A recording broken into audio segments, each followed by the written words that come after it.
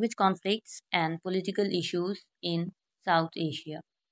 So first of all, let's discuss what is language conflicts. Language conflicts क्या होता है and before that conflicts क्या होता है.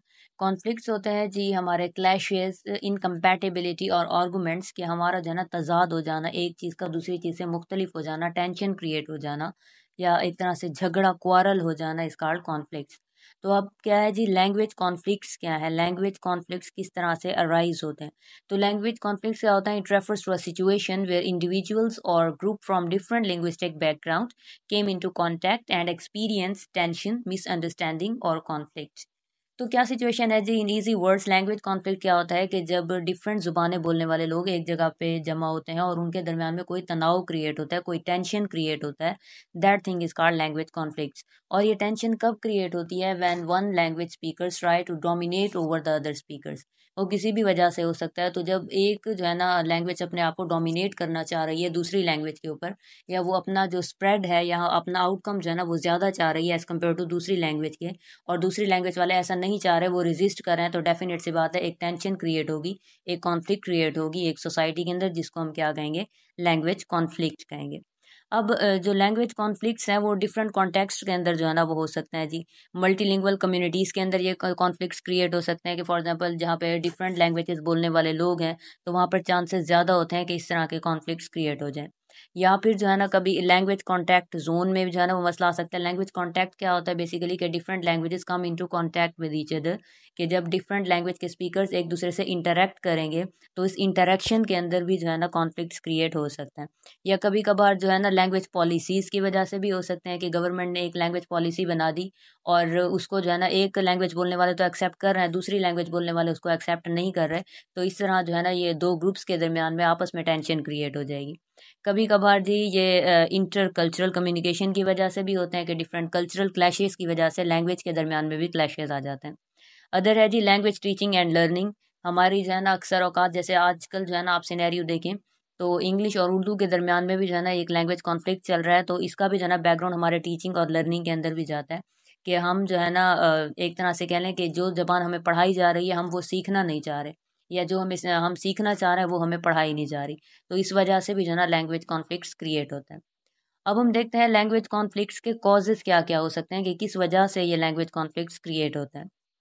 First one is linguistic differences या जियोग्राफिकल जो है ना हम इसको कह सकते हैं differences.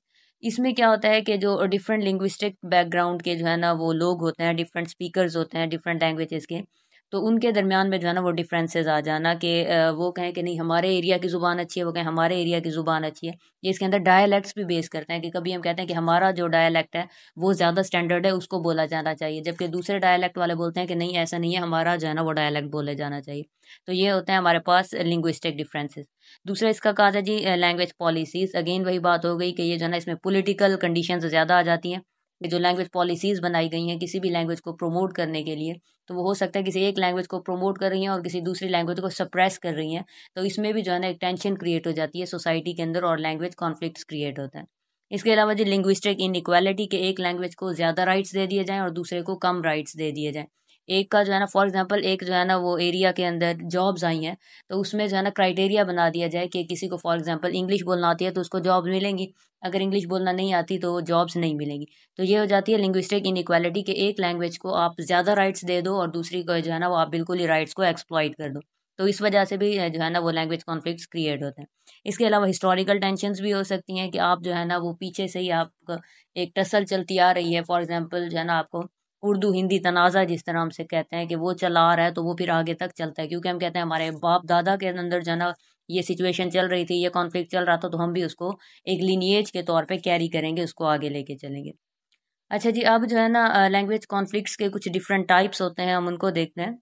First one is interpersonal conflicts. ये कॉन्फ्लिक्ट्स क्या होते हैं कि इसमें आपकी पर्सनल पर्सपेक्टिव जो है वो ज़्यादा बेस कर रही होती है कि आपका जो है ना खुद का एक बंदे का जो है ना वो ज़ाती तौर पे क्या राय है किसी भी लैंग्वेज के हवाले से. अब एक बंदा जो है ना वो ज़ाती तौर पे समझता है कि Urdu is best to speak while we are living in a Pakistani society, और वो इंग्लिश को जो है ना वो पसंद नहीं करता.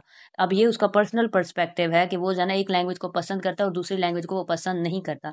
तो इस तरह के जो कॉन्फ्लिक्ट्स होते हैं वो इंटरपर्सनल कॉन्फ्लिक्ट्स होते हैं, लोगों के दरमियान में होते हैं उनके ज़ाती नज़रियात की बेस पे. कुछ होता है इंटर ग्रुप कॉन्फ्लिक्ट्स. ये है ना हमारे डिफरेंट एथनिक ग्रुप्स बने होते हैं एक सोसाइटी के अंदर, हम जो है ना हमने डिफरेंट कैटेगराइजेशंस की हुई होती हैं, डिवीजन्स की हुई होती हैं एक सोसाइटी के अंदर कि भाई I belong to that ethnic group, you belong to that ethnic group, और हमारे एथनिक ग्रुप की ये लैंग्वेज है, दैट्स वाई हम जो है ना इस लैंग्वेज को सपोर्ट करें। तो इसके अंदर जो है ना आपके ग्रुप का या आप जिस पार्ट ऑफ सोसाइटी से लिंक्ड होते हो उसका रोल ज़्यादा होता है। आपका पर्सनल पर्सपेक्टिव भी है, लेकिन आपका जो ग्रुप है उसका आपके ऊपर इन्फ्लुएंस ज़्यादा है, इस वजह से आप उस लैंग्वेज को पसंद कर रहे हो और दूसरी लैंग्वेज से आप नफरत कर रहे हो। तो इंटर ग्रुप्स इस तरह से हो सकते हैं कि एक सोसाइटी जो है ना वो दूसरी सोसाइटी को डिफरेंट होने की वजह से, डिफरेंट कल्चर की वजह से, या उसका जो है ना आउट ग्रुप होने की वजह से नापसंद करेगी। तो इस तरह के जो लैंग्वेज कॉन्फ्लिक्ट्स क्रिएट होंगे उनको हम इंटर ग्रुप कॉन्फ्लिक्ट्स कहेंगे। कुछ होते हैं जी इंस्टीट्यूशनल कॉन्फ्लिक्ट्स, ये डिफरेंट इंस्टीट्यूट्स के दरमियान में हो सकता है। फॉर एग्जांपल जी, एक जो है ना वो जीसी यूनिवर्सिटी हो गई और दूसरा जो है ना आपके पास हो गया कायद आज़म यूनिवर्सिटी। तो इनके दरमियान में जो है ना लैंग्वेज के कॉन्फ्लिक्ट्स चल रहे हैं। वो लोग कहते हैं कि जी उर्दू को प्रमोट करना चाहिए, ये लोग कहते हैं जी इंग्लिश को प्रमोट करना चाहिए। तो ये डिफरेंट इंस्टीट्यूशनल कॉन्फ्लिक्ट्स भी हो सकते हैं कि आप जो है ना एक इंस्टीट्यूट से बिलोंग कर रहे हो और तो आप जो है ना ज़ाहिर है उसी की पॉलिसीज़ को मानोगे, जबकि दूसरा आप वो कॉन्फ्लिक्ट जो है ना वो इंस्टीट्यूट्स का आपस में, लेकिन क्योंकि आप उन इंस्टीट्यूट से जुड़े हुए हो इसीलिए जो है ना आप भी उन कॉन्फ्लिक्ट्स का पार्ट बन गए हो। Next one is universal sort of conflicts, या इंटरनेशनल लेवल के ऊपर जो होते हैं, जैसे रशियन यूक्रेनियन लैंग्वेजेस के कॉन्फ्लिक्ट्स चल रहे हैं, उर्दू हिंदी तनाज़ा हो गया हमारा। तो ये जो है ना वो यूनिवर्सल लेवल पे होते हैं, ग्लोबल लेवल के ऊपर होते हैं इस तरह के कॉन्फ्लिक्ट्स, जिसमें दुनिया के काफ़ी सारे कंट्रीज़ जो है ना वो इन्फ्लुएंस हो रहे होते हैं। अब जो हमने ऊपर जो है ना वो कॉन्फ्लिक्ट्स देखे लैंग्वेज कॉन्फ्लिक्ट्स, वो छोटे लेवल पे थे। ये जो इंटरनेशनल लेवल पे होते हैं ये बड़े लेवल पे होते हैं और इसमें ज़्यादा लोग इन्वॉल्व होते हैं।